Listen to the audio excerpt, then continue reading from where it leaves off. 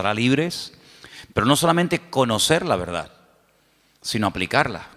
Porque hay gente que sabe mucho, pero luego no practican lo que saben.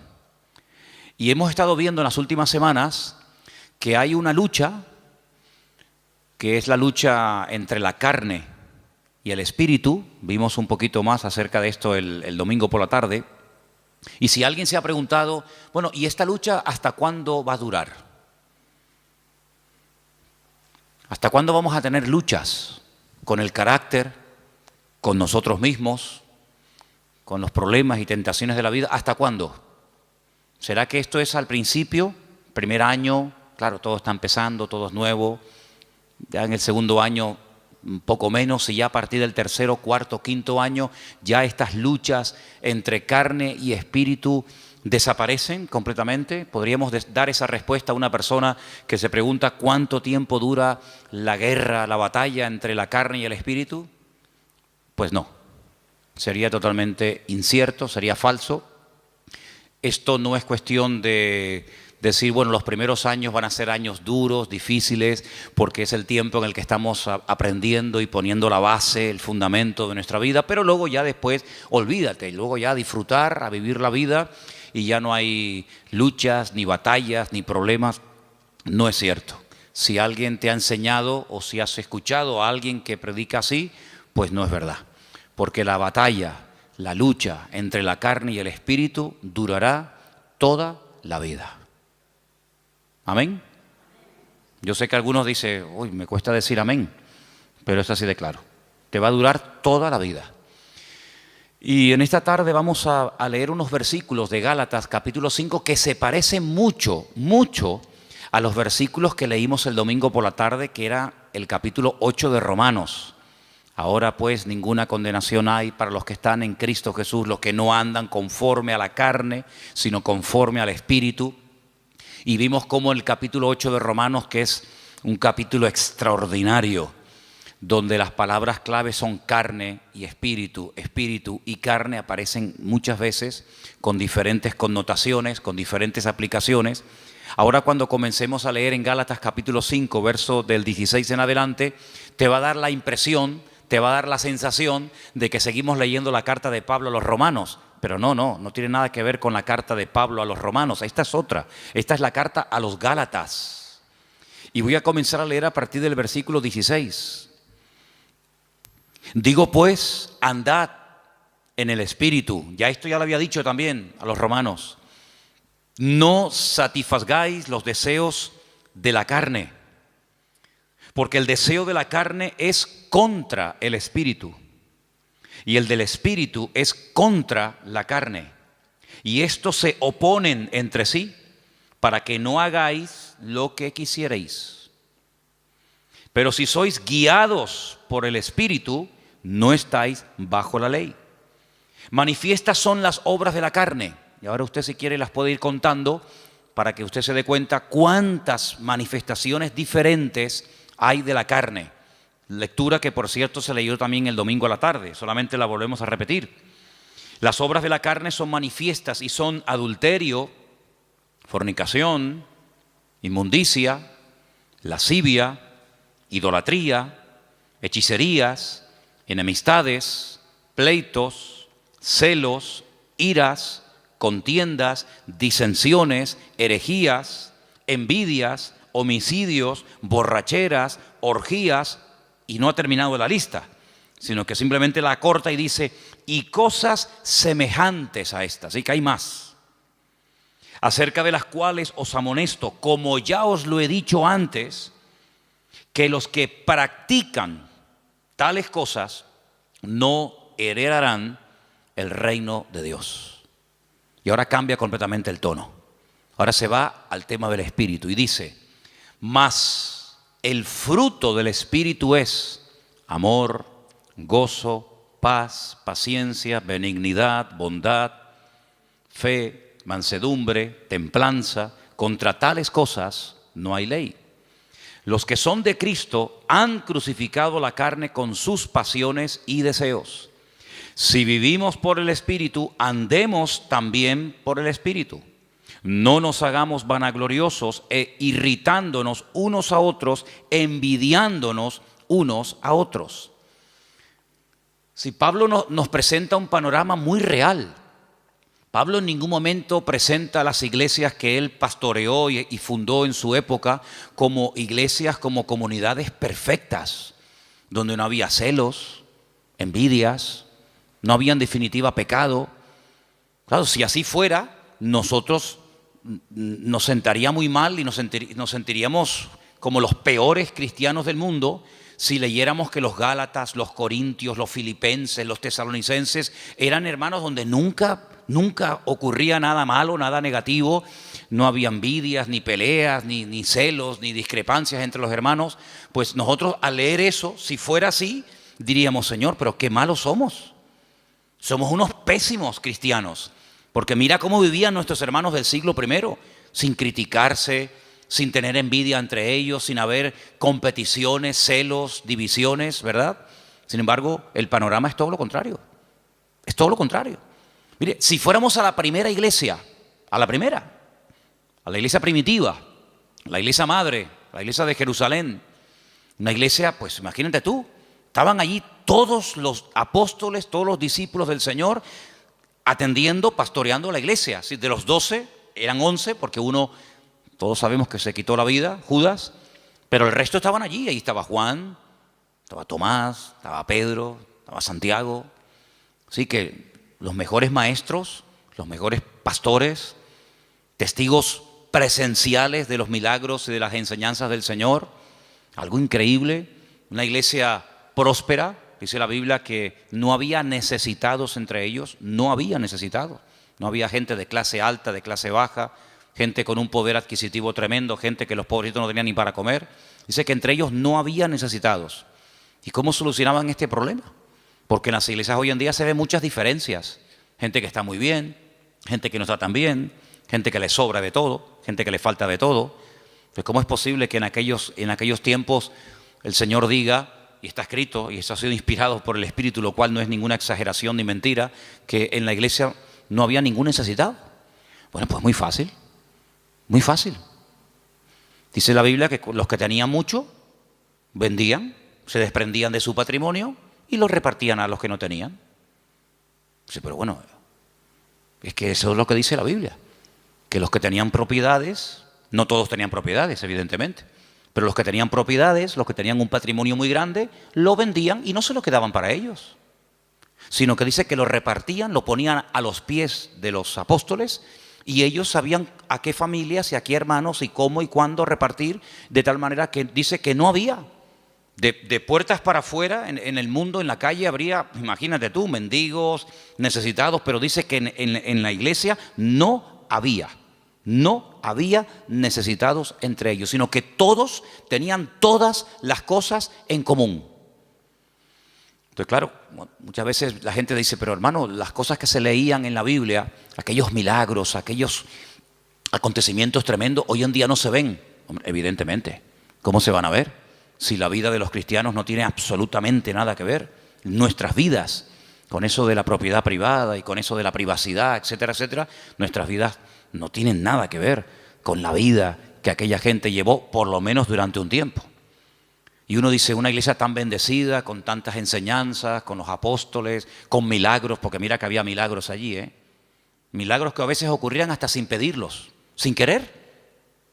Pedro dice que un día iba al culto, y cuando él iba caminando, claro, uno proyecta la sombra y dice que la sombra, ni siquiera imposición de manos, ni oración directa, sino su sombra, dice que cuando pasaba y caía por encima de los enfermos, eran sanados. La sombra de una persona, la sombra. Eso no lo hemos visto nosotros nunca, y no sé si alguna vez lo veremos, pero en aquellos tiempos era normal. Y cuenta la palabra que incluso había gente que vivían lejos, ya un poquito más adelante en los tiempos del apóstol Pablo, cuando ya era un apóstol, y dice que había personas que vivían lejos, incluso que tenían problemas con demonios terribles, y Pablo se quitaba una prenda de su ropa, un pañuelo, lo que fuera, y se lo mandaban a través de un familiar o de un vecino o de un amigo, y cuando se lo ponían encima aquella persona se sanaba, era liberado. Unas cosas increíbles, ¿no? Increíbles. multitudes se convertían, un día 3.000, otro día 5.000, los cultos de oración eran diarios, dice que todos los días subían a la hora tercera, a las 3 de la tarde, la hora de más calor, pues no había siesta, sino la siesta era culto de oración todos los días. Iban a entrar a la iglesia y la gente pedía y oraban por ellos y ya entraba, imagínate tú, empezar el culto ya con sanidades y milagros y aún no había empezado el culto. Una iglesia increíble.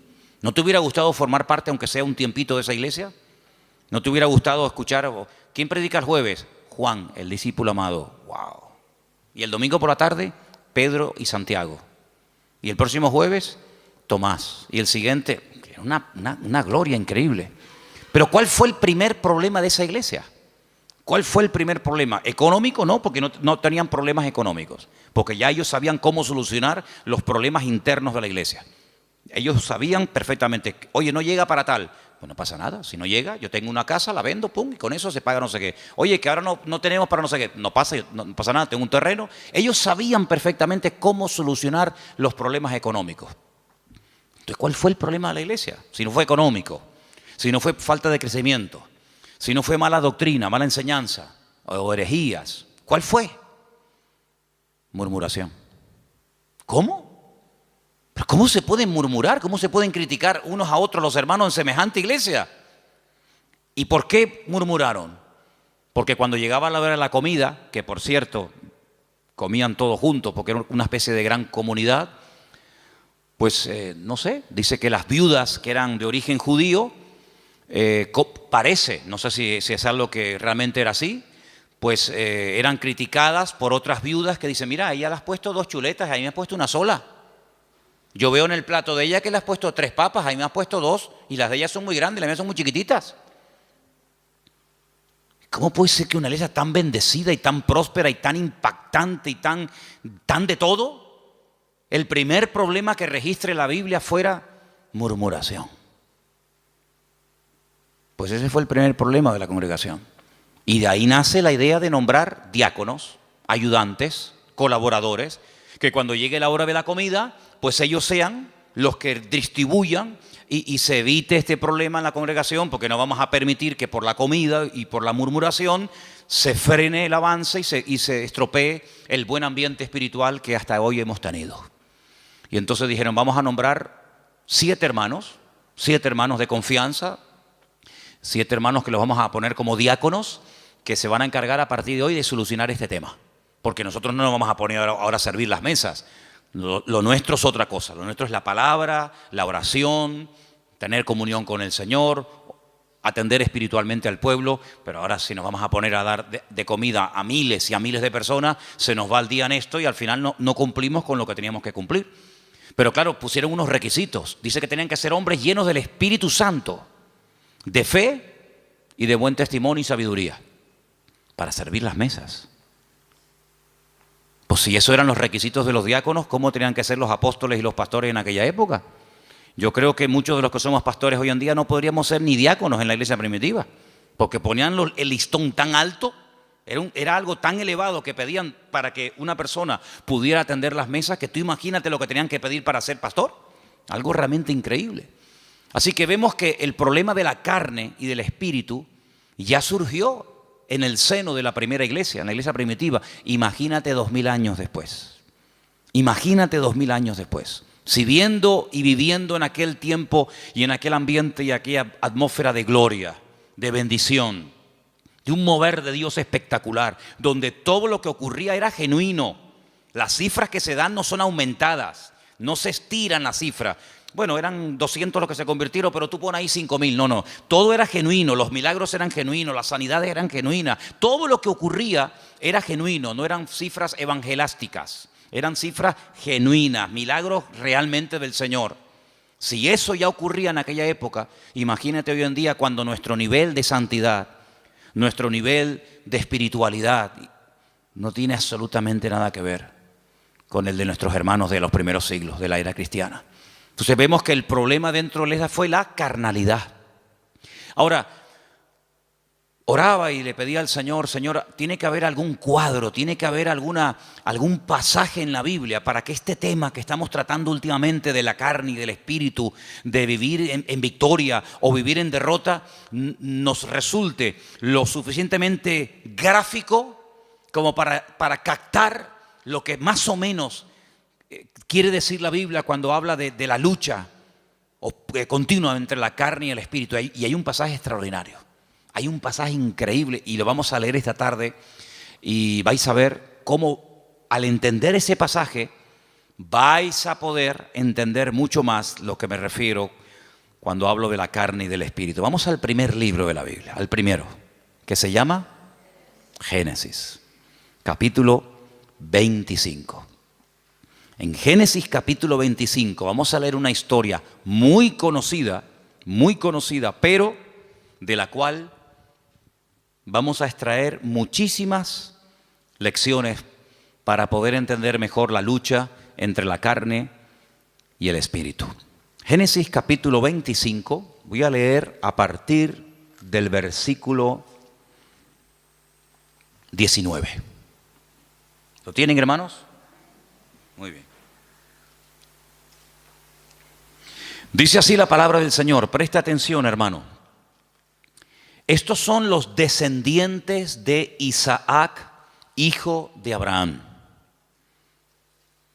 Abraham engendró a Isaac.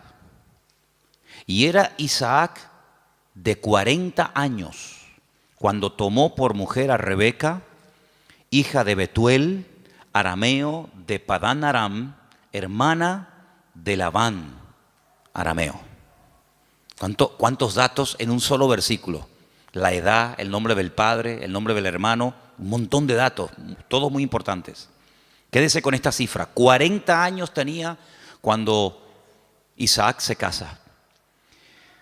Y entonces dice en el versículo 21, y oró Isaac al Señor por su mujer, que era estéril, y lo aceptó el Señor y concibió Rebeca, su mujer.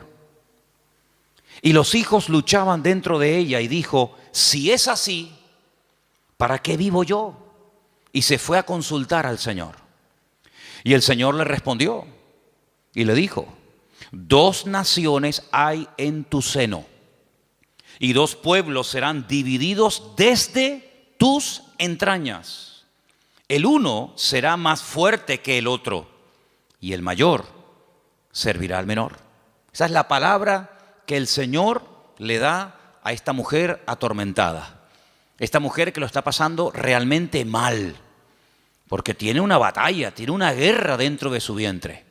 Entonces ella dice, Señor, si estar embarazada es esto, yo no quiero vivir, yo no quiero seguir adelante con este embarazo, quítame la vida. Y entonces ella se va y se refugia en el Señor y le dice, Señor, explícame qué es lo que aquí está pasando. Seguramente ella habrá hablado con otras mujeres, incluso a lo mejor, vete tú a saber, con alguna mujer que también estaba embarazada como ella en aquel tiempo.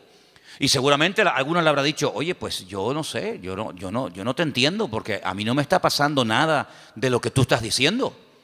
Entonces ella cuando se va a consultar con el Señor no es porque está un poquito mareada y tiene vómitos por la mañana temprano cuando se levanta y pierde el equilibrio y está cansada. No, ella está harta. Ella lo está pasando francamente mal. Pero va a consultar, va a buscar palabra de Dios. No va a quejarse, no va puerta por puerta, sino que ella va al único que le puede decir qué es lo que está pasando. Ella va al Señor y desahoga su alma delante del Señor y el Señor le habla y le da una palabra tremenda. Mira, no llevas 1, llevas 2. Y son 2 pueblos.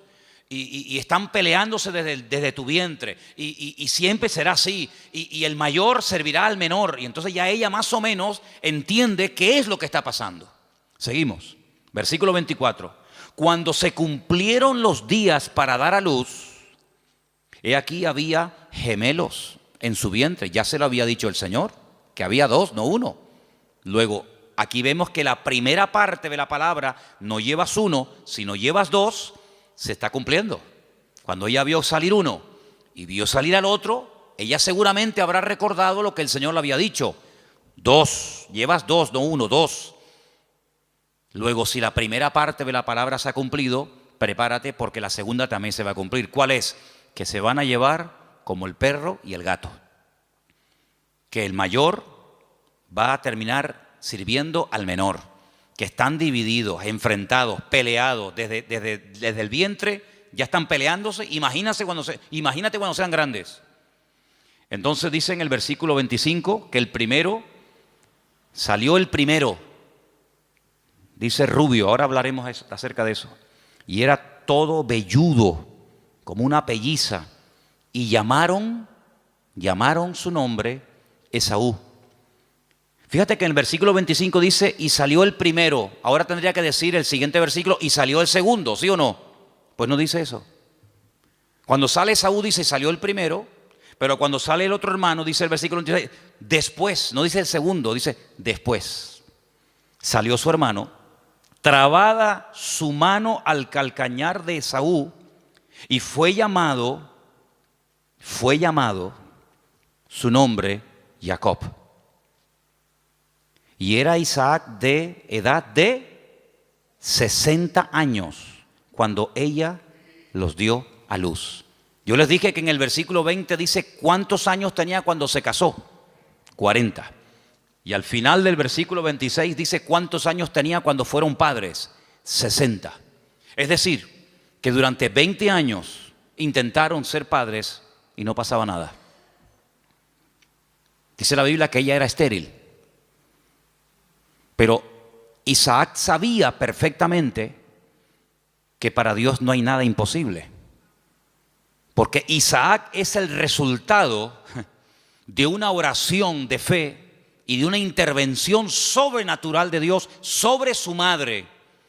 Porque ustedes saben que los padres de Isaac fueron Abraham y Sara. Y la Biblia dice que eran gente muy mayor. Ella era de 90 y él de 100 años, tú imagínate. Y para colmo, ella también dice la Biblia que era estéril. Luego, humanamente hablando, entre la edad y el tema de la esterilidad, imposible. Pero él vive. Él sabe que su madre fue sanada cuando su padre oró por ella. Luego, ahora otra vez, se repite por segunda vez en una mujer, en una matriarca, el mismo problema que Sara, es estéril. Y se volverá a repetir en la siguiente generación, en Raquel, sabemos, ¿no? Era Sara, era Rebeca y era Raquel. 3 generaciones seguidas de mujeres estériles, pero mujeres sanadas por el poder de Dios. Una generación le daba ejemplo a la otra y la otra a la otra y así sucesivamente. Se pasaban la fe de unos a otros. Por eso dice que era la fe de Abraham, la fe de Isaac, la fe de Jacob, el Dios de uno, el Dios de otro, ¿verdad? No se aprendían cosas en una primera generación y luego no llegaban esa segunda y se terminaba diluyendo la bendición, sino que la bendición iba de menos a más. Date cuenta que, por ejemplo, Abraham ora, Dios sana a su esposa y tiene 1. El hijo nace y ora por su esposa y tiene 2. Y nace el tercero, que sería el nieto, en este caso el hijo de Isaac, y en vez de 2, tiene 12 varones y una hembra. Luego la bendición siempre va de menos a más. Ahora, fíjate qué curioso, 40 años tenía cuando se casó, 60 cuando fue padre. Quiere decir que durante 20 años no hay registro en la palabra de que Isaac orara por este tema. Esta es la primera vez que encontramos a Isaac orando por un tema familiar. Esta es la primera vez que la Biblia dice que Isaac se paró y dice, lo hemos leído en el versículo 21, Isaac oró al Señor. Si ustedes leen antes de este versículo, en capítulos anteriores, no dice absolutamente nada. Luego, durante 2 décadas, durante 20 largos años, aquí no pasaba nada. Hasta que Isaac, el cabeza del hogar, se para y dice, aquí hay que orar. Pero el texto que estamos leyendo esta tarde me llama mucho la atención porque cuando dice en el versículo 21, y oró, esa palabra, vayetar, significa oró insistentemente, porfiadamente. No oró de una forma superficial. Bueno, Señor, tú sabes que queremos ser padre, ayúdanos en tu nombre, amén. Venga, vamos a hacer otra cosa. Sino que él se metió en serio con Dios. Él dijo, aquí hay un problema. Curioso que no dice que su esposa también oró con él, sino dice que él se puso enfrente de ella a orar por ella. Eso es muy curioso. Él tomó autoridad y dijo, bueno, a lo mejor tú ya te has resignado a no ser madre. Pero dice que él se paró frente a ella y él oró fervientemente. Bueno, por ahí hay un versículo en Santiago que dice que la oración del justo puede mucho. No dice así, me equivoqué, perdón. La oración eficaz del justo puede mucho. Corregí porque no es lo mismo decir que la oración del justo puede mucho que decir que la oración eficaz del justo puede mucho. Si quitamos la palabra eficaz, da a entender como que todo lo que oramos resulta con éxito, y no es así. Es la oración eficaz. Algún día hablaremos de cómo se arma, cómo se construye, cómo se hace una oración eficaz. Porque hay gente que dice, es que yo oro y yo no veo resultados. Y yo pido, pero llevo 20 años y yo no veo. Entonces la Biblia dice, es la oración eficaz. Porque hay oraciones que no son eficaces. Son oraciones, pero no son eficaces. Y una vez conté aquí que Alejandro Magno tenía en su guardia personal un grupo, creo que eran como de 400 y pico mujeres, que la llamaban las amazonas, que eran mujeres que se cortaban un pecho, amazonas, con un solo pecho, se quitaban un seno, porque eran las mujeres que tenían que protegerlo a él, era su guardia pretoriana, por decirlo de alguna manera, era su seguridad privada, personal, y las mujeres, lógicamente, al tener pecho, pues no se puede pegar el arco como un hombre se lo puede pegar y de esa manera apuntar, sino que al no poderse pegar el arco, la flecha no sale como tiene que salir. Entonces se sacrificaban por su rey, se cortaban un seno, pues se llama amazonas, con un solo seno, y de esa manera, donde ponían la flecha o donde ponían el ojo, ponían la flecha. Entonces eran personas que se sacrificaban, se amputaban un miembro de su cuerpo con tal de cumplir con su cometido. Bueno, el Señor dijo una vez que si tu ojo te produce problemas, que te lo arranque. O si tu problema no está en los ojos, sino en las manos, pues arráncatela o córtatela. Porque mejor es entrar tuerto, ¿no? Se dice tuerto, ¿no? Mejor es entrar con una sola mano que no entrar. Entonces, si hay algún miembro de tu cuerpo que te está causando problemas, pues ya sabes lo que tienes que hacer. Si lo quieres tomar simbólicamente o lo quieres tomar literalmente, tú verás. Pero tú tienes la responsabilidad de cortar, de quitar de tu vida todo aquello que te está impidiendo obtener resultados. Sea mano, sea ojo, sea televisión, sea internet, sea móvil, sea amigo, sea novia, sea novio, sea vecino, sea vecina, sea perro, sea coche, sea moto, sea deporte, sea lo que sea, sea lo que sea. Cuando hablamos de acerca del ojo, no es que necesariamente me voy a arrancar el ojo, porque puedo seguir viendo por el otro. Entonces, estamos en la misma. Sino es todo lo que entra, porque dice la Biblia en Eclesiastés, cuando describe el cuerpo humano, ustedes saben que hay una descripción del cuerpo humano desde la cabeza hasta la coronilla, desde la coronilla hasta la planta de los pies. Cuando él llega a la parte de la visión, él dice que son las ventanas. Las ventanas. Y el Señor dijo, si tu ojo es bueno, si lo que tú ves, si lo que entra por las ventanas es bueno, todo tu cuerpo estará lleno de luz. Pero si tú abres la ventana, que son los ojos son las ventanas del alma. Con el alma tú la alimentas con lo que ves. La carne se alimenta con lo que ves. De hecho, lo que ves es lo que después la carne desea. Entonces, de ahí viene el refrán, ojos que no ven, corazón que no siente, ¿verdad? Entonces, cuando tú tienes las ventanas abiertas, pues tienes que saber seleccionar, porque hay cosas que mejor no verlas. Y exactamente es con la mano. La mano es, digamos, el miembro que habla acerca de lo que hacemos. Los ojos lo que miramos, lo que deseamos, lo que anhelamos, donde ponemos la visión, que después nos lleva a la acción, de la visión a la acción.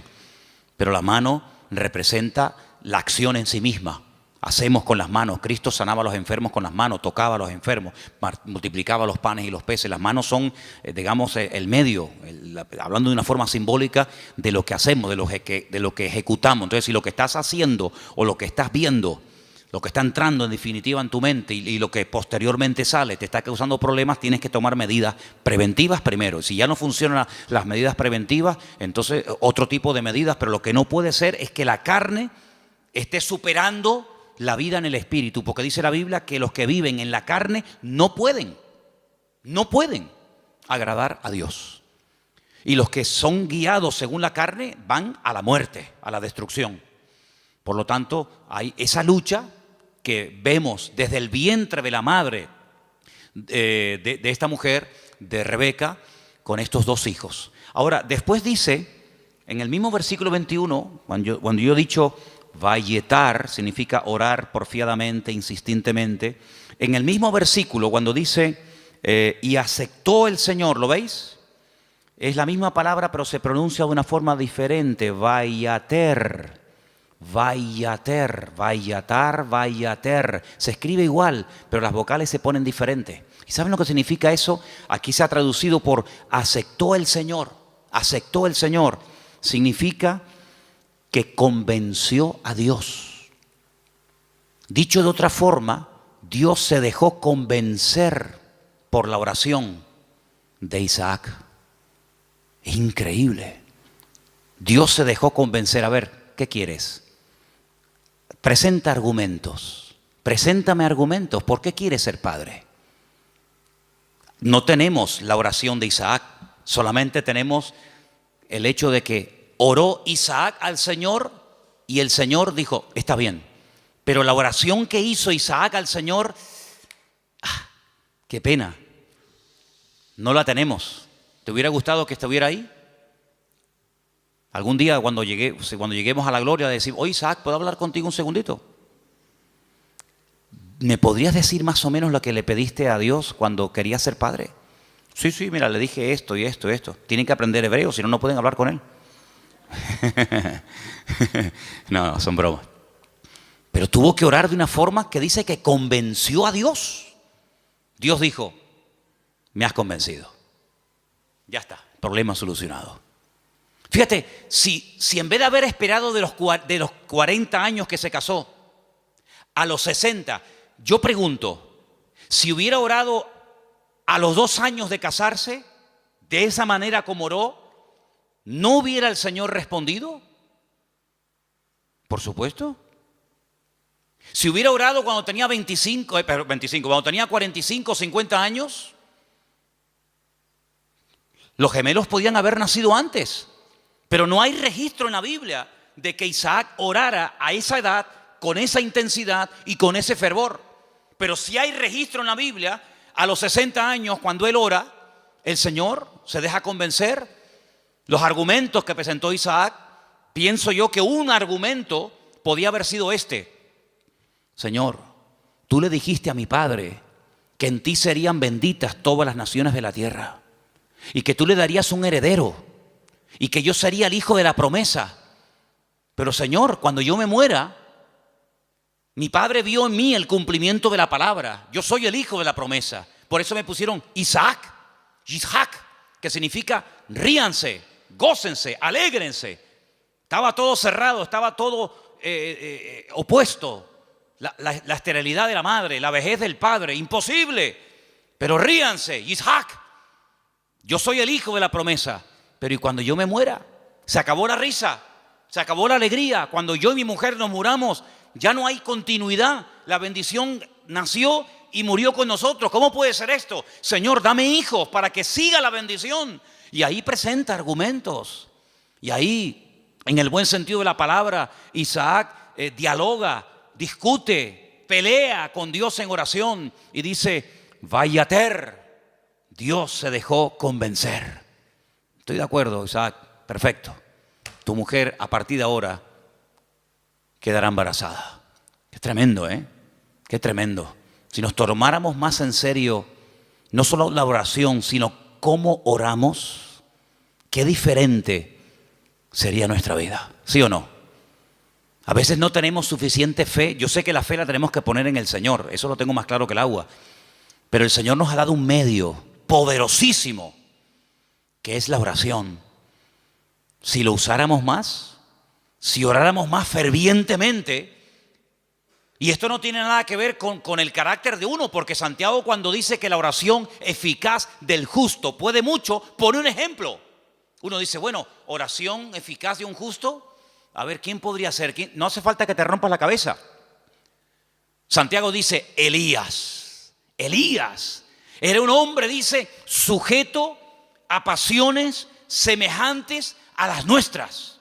Cuando se enfadaba Elías, hermano, sal corriendo, sal corriendo, que cuando éste se enfada, ora a Dios, te cae una llama de fuego encima y te fulmina, Estaban un día en lo alto de una montaña y el rey dice, llámenme al profeta. Y llega un capitán con sus soldados y le dice, varón de Dios. Así como no le gustó mucho el tonito, no le gustó mucho la forma tal vez como se lo dijo. Y Elías se le queda mirando y le dice, varón de Dios, ¿no? Así como con rintintín. Si yo soy varón de Dios, que quede bien claro y que caiga fuego del cielo y lo hace. Los calcinó a los 50. Hicieron un asado ese día allí en medio del campo. Al día siguiente el rey dice, bueno, esto habrá sido, no sé, una casualidad. Venga, vayan a buscarme a ese hombre. Varón de Dios, venga, date prisa. Sí, si yo soy varón de Dios, que quede bien claro. Ya van 100. Un olor a carne en la atmósfera había terrible, ¿no? Tercer grupo, vayan a buscarme a ese hombre. Cuando llega el tercero se tira a tierra y dice, gran varón de Dios, ten misericordia de mí, por favor, no me quemes. Te pido, te suplico. Así me gusta. Ahí se baja Elías.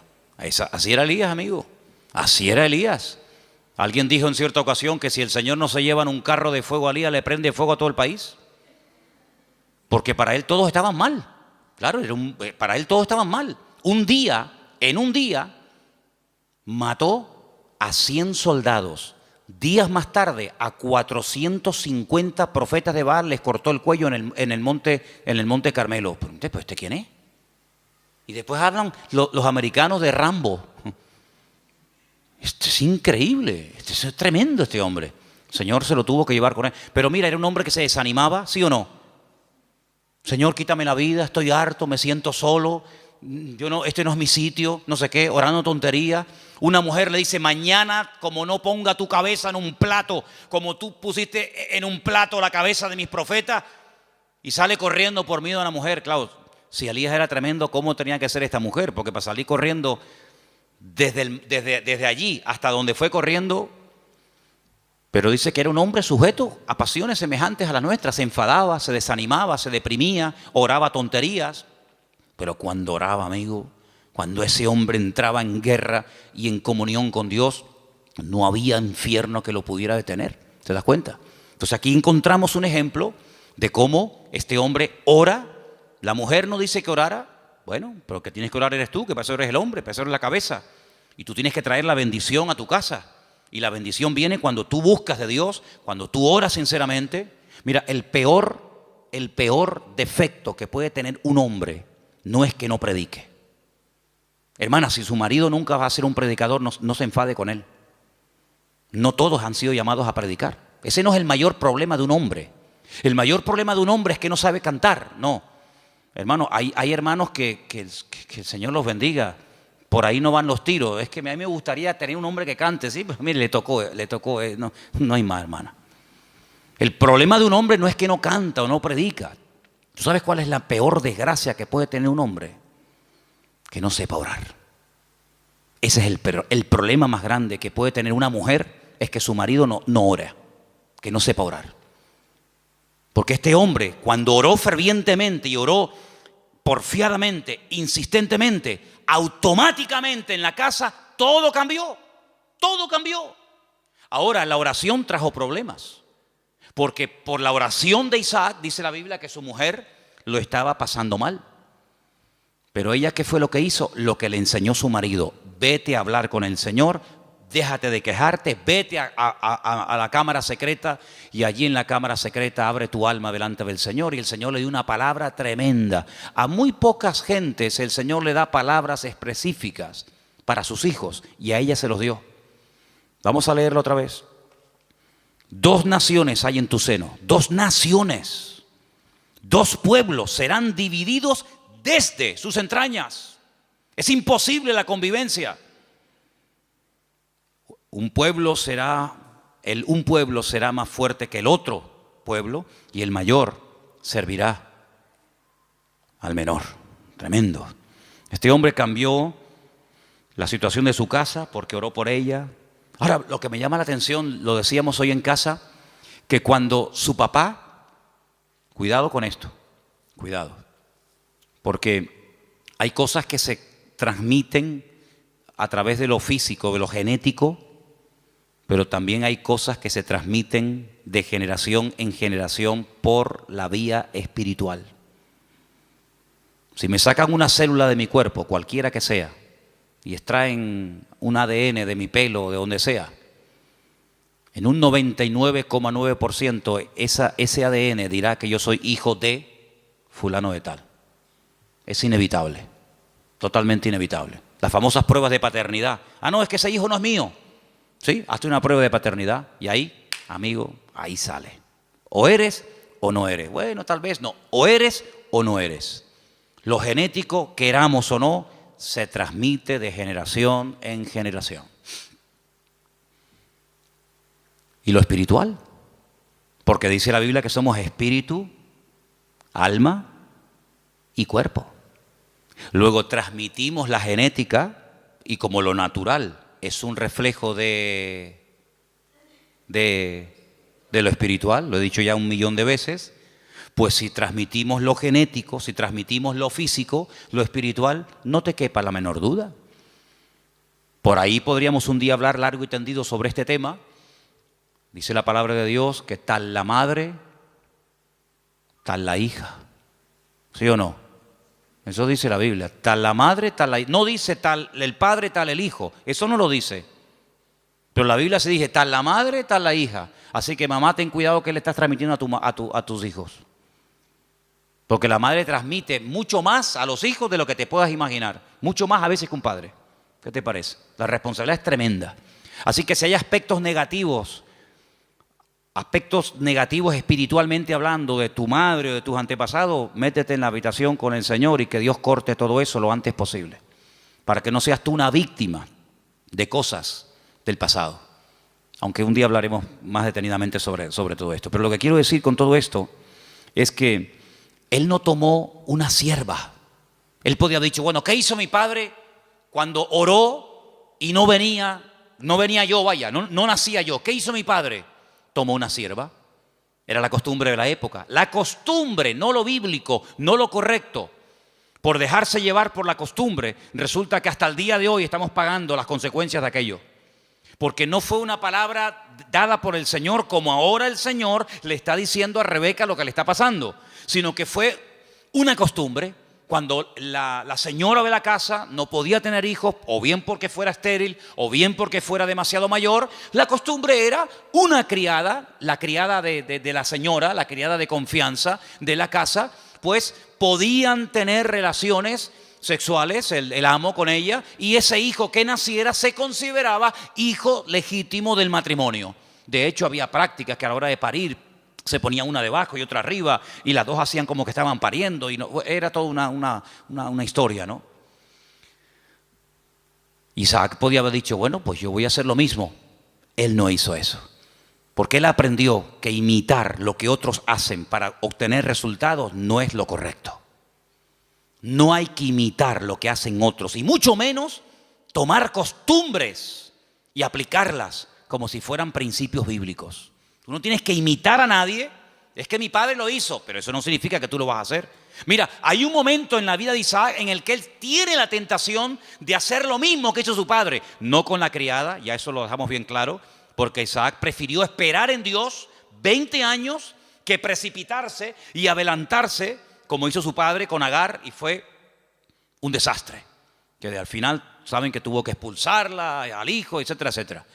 Pero hay un momento en el que él quiere bajar a Egipto, porque su papá bajó a Egipto. Y entonces el Señor lo para y le dice, no, tú no bajas a Egipto. Entonces no tengas la tendencia de imitar, de copiar, de hacer lo que otros hacen, porque en ese caso le resultó favorable o tuvo algún éxito o tuvo alguna bendición. Dios no es un Dios de métodos, es un Dios de principios. ¿Cuántos dicen amén? Usted no tiene que imitar, no es que, es como por ejemplo, usted sabe que cuando hay una persona enferma, siempre hay alguien que se te acerca a decirte lo que tienes que tomar. Cuando hace poco tenía la garganta mal, me afectó un poco la garganta, si yo me hubiera tomado todo lo que me dijeron, me hubieran envenenado. Me hubieran envenenado. No, tienes que tomarte tomillo con un poco de orégano y con una cuchara y una yema de huevo. Al rato venía otro. No, lo que tú tienes que hacer es tomarte gárgaras de limón con miel por la mañana. Venía otra. No, lo tienes que hacer una infusión de jengibre. Si yo llego a mezclar todo eso, estaría muerto.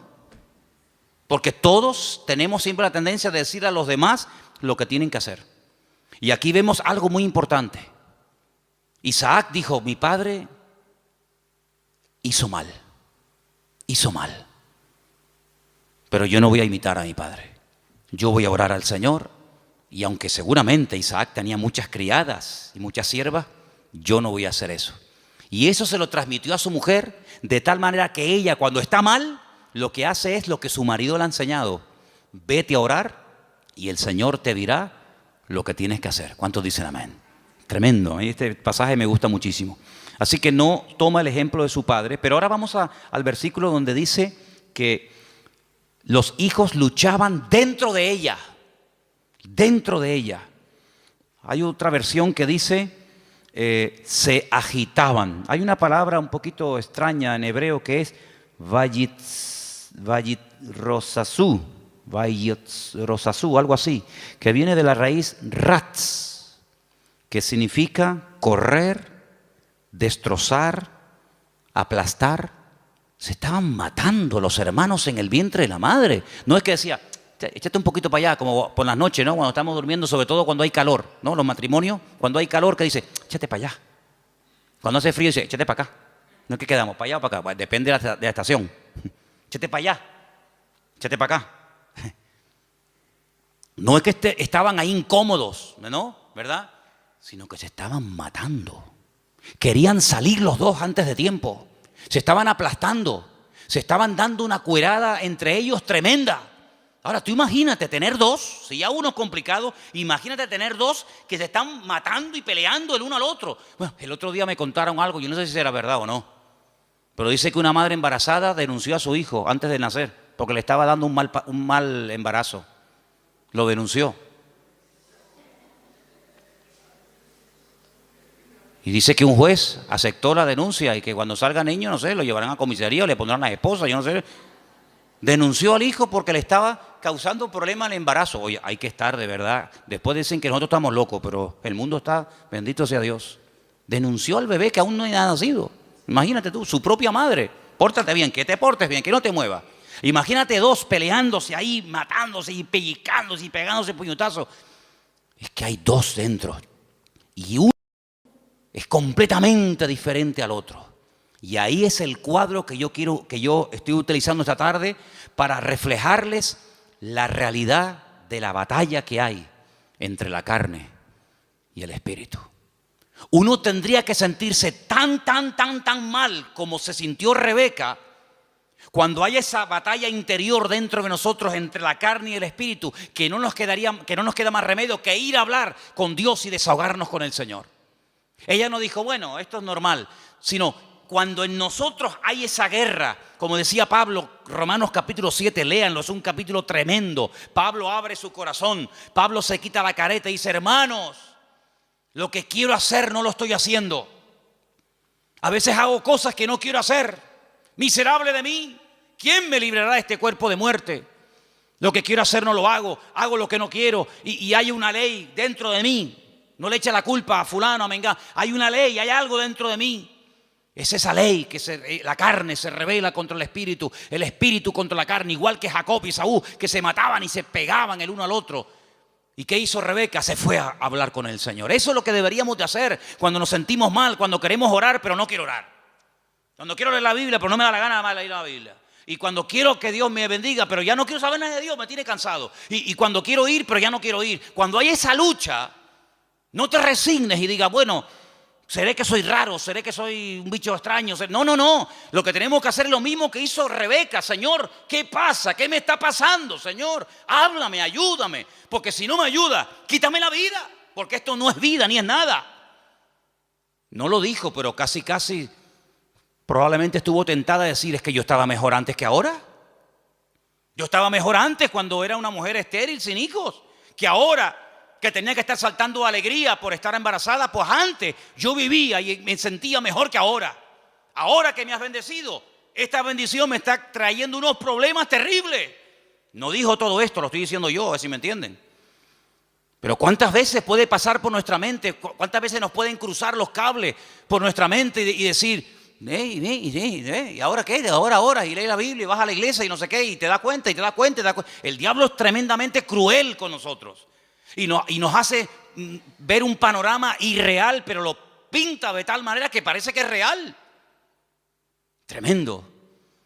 Ya se lo dijo al Señor, solamente te quiero pedir una cosa, que te postres y me adores. Y si lo haces, mira qué fácil, te postras, me adoras y ya está. Te doy todos los reinos de la tierra. Y el diablo lo que quiere, detrás de toda tentación, detrás de todo ataque, siempre está lo mismo. Claudica, tira la toalla, ríndete. ¿Y qué es rendirse? Es darle la razón al diablo. Pero dice la Biblia, sométete a Dios, resiste al diablo y huirá de vosotros. ¿Cuántos dicen amén? No dice, no, yo me someto a Dios y el diablo huye. Es que no dice eso.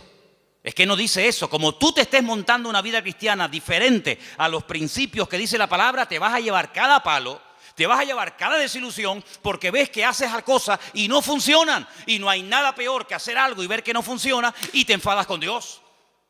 Someteos a Dios, someterse a Dios. ¿Qué es someterse a Dios? Habrá que explicar a estas alturas lo que es someterse a Dios. Hermano, rendirse a Dios sin condiciones. Es que yo siento, es que yo creo, es que a mí me parece, es que yo haría. Someterse, rendirse. Tú has perdido la guerra, el que manda soy yo. No me digas a mí dónde tienes que vivir, cómo tengo que vestirte, cómo tengo que tratar, porque tú te has rendido. El que he ganado soy yo, y el que gana la guerra le dice al vencido cómo tienen que hacerse las cosas. No me vengas a poner condiciones. Someterse a Dios, rendirse a Dios. Ya no vivo yo. Muy bien, perfecto. Ahora que te has sometido, ahora que te has rendido, ahora puedes resistir. ¿A quién? Al diablo. Y huirá, tiempo futuro, huirá. Pero no me dices cuándo. No. Te digo el presente, sométete, resiste. Tiempo presente y en futuro la victoria, huirá. Es decir, si tú te has sometido a Dios, tú sabrás, yo no sé. Si tú te estás sometiendo a Dios diariamente, porque no es que me sometí el domingo pasado y durante toda la semana hago lo que me da la gana. No, me someto el lunes, me someto el martes, me someto el miércoles, me someto cada día, cada instante de mi vida. Si yo me estoy sometiendo, yo tengo que resistir el lunes, el martes, el miércoles. Y si no se ha solucionado el problema, si no ha huido el enemigo, si no se ve un rayo de luz en el horizonte, ¿qué hago? Pues quiere decir que tienes que seguir sometiéndote a Dios y resistiendo. Sometiéndote y resistiendo. ¿Hasta cuándo? Hasta que huya. Ese es el objetivo, hacer huir al enemigo, ¿sí o no? Cuando tú te montas en un avión, imagínate que te vas de aquí a Madrid y por el camino dice, señorita, una preguntita por favor. ¿Estas turbulencias es normal? Sí, es normal. ¿No me podría dejar usted a mí por el camino, por favor? ¿Cómo? ¿Cuánto tarda esto? 2 horas y media. ¿2 horas y media? No, yo no. No, dígale al chofer que en la próxima parada me bajo. Menos mal que no hay timbre en los aviones. Si hubiera timbre, ¿cuántas veces le darían la paliza al pobre piloto? Para, aquí me quedo. No, tú tienes que llegar hasta el final, porque tú saliste de un sitio para llegar a otro. Y en la vida cristiana no hay paradas intermedias. Saliste y no volváis atrás, dice la Biblia. El Señor le dijo al pueblo de Israel: no hagan otra vez nunca este camino de vuelta. Yo los he sacado de allí para llevarlos a la tierra de prometida, la tierra que fluye leche y miel. No se les ocurra nunca más, ni a ustedes ni a vuestros descendientes, hacer el camino de vuelta a Egipto, porque no hay marcha atrás. Y en la vida cristiana dice que el que pone la mano en el arado no puede mirar atrás, porque si pongo la mirada atrás, el surco no sale derecho, sale todo torcido, y eso es un desastre, es un desastre.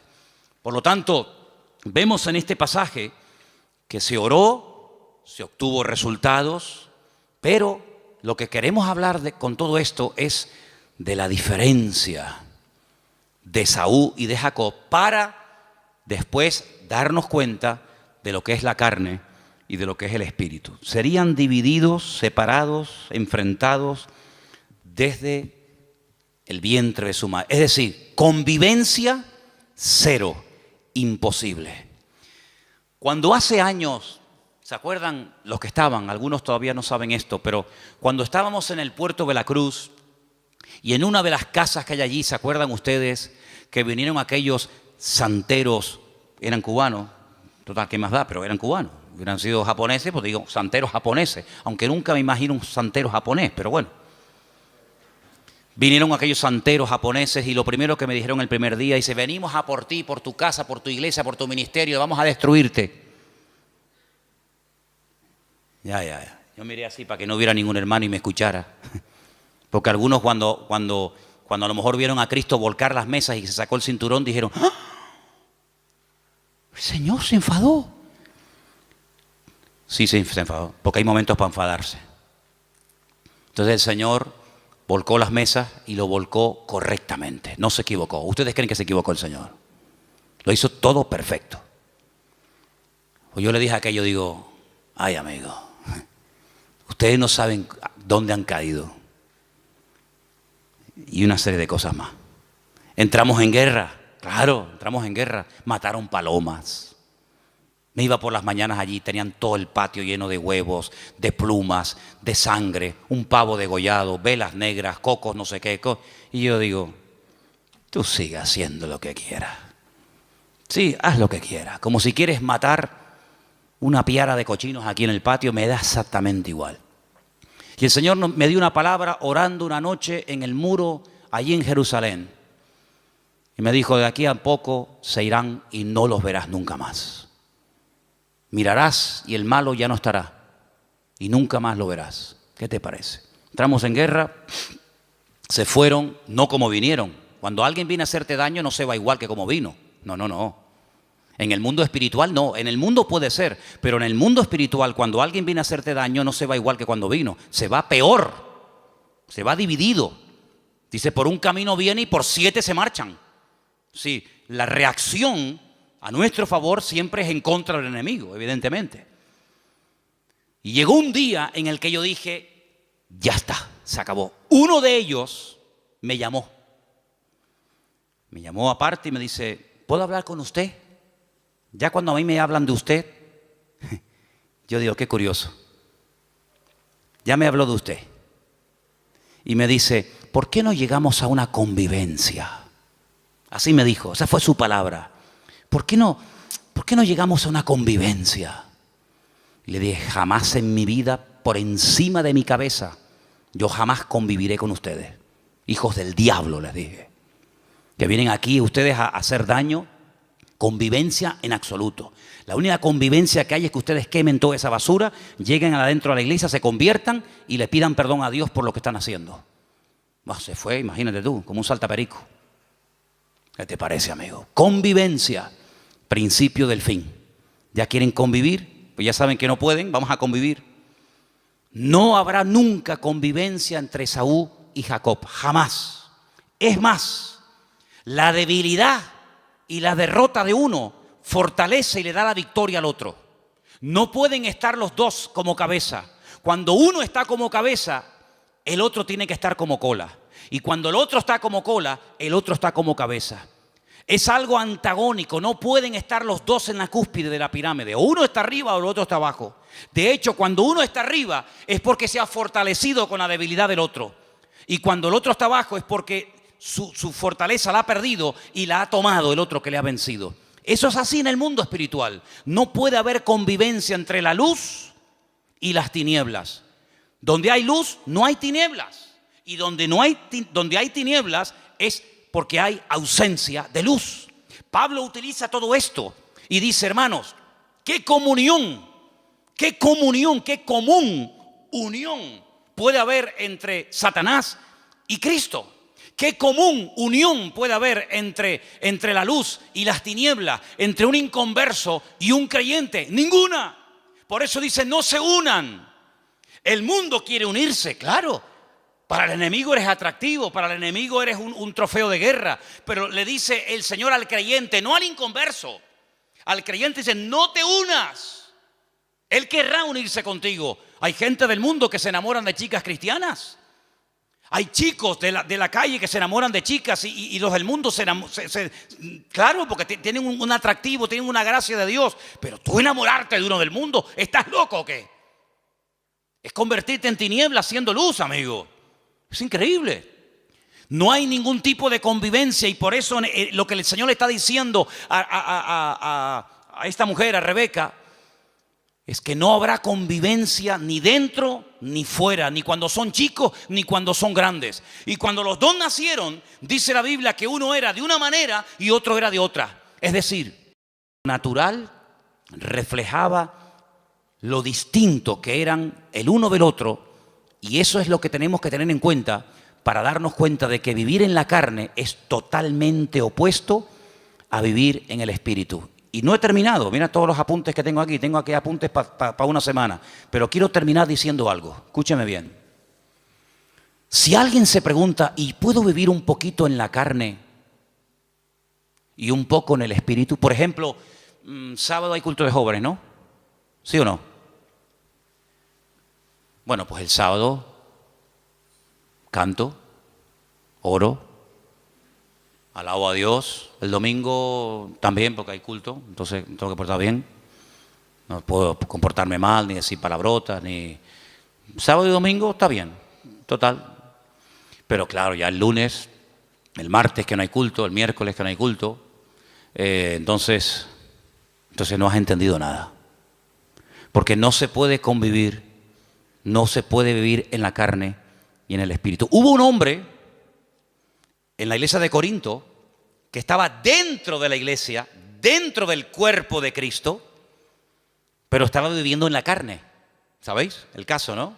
Dice la Biblia que el pecado que estaba cometiendo, cuando Pablo se lo comenta, dice, oye, pasa esto y esto. ¿Cómo? Dice, lo que ese hombre está haciendo, el pecado que está cometiendo, ese perverso, lo llama así la Biblia, perverso, que viene de pervertido. Dice, ni los del mundo lo practican. Ni los del mundo están viviendo en tanto desorden como ese que se llama hermano, pero se ha metido dentro de la congregación y no tiene nada que ver con...